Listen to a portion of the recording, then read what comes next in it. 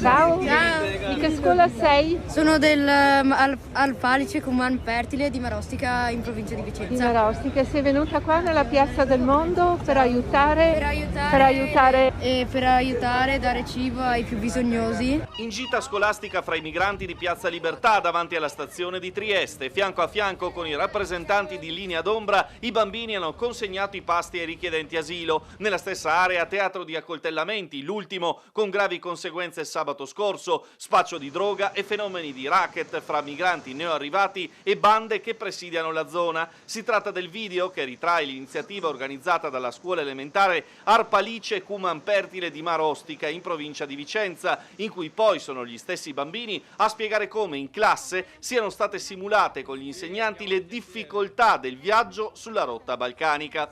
E a scuola avete fatto anche un esercizio? Sì, I calzini? abbiamo fatto Ce lo racconti?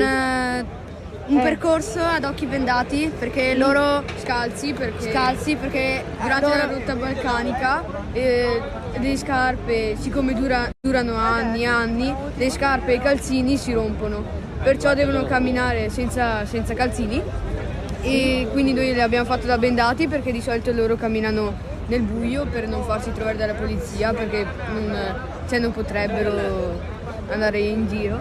E sì, abbiamo oltrepassato degli ostacoli un po' più alti, altri con dell'acqua. Anche bagnati con dei sassi. Ad attivarsi per prima, dopo la diffusione via social del video, l'europarlamentare della Lega, già sindaco di Monfalcone, Anna Maria Cisint. Presentata l'interrogazione al ministro Valditara perché quello che è successo in quella scuola primaria a Marostica è gravissimo.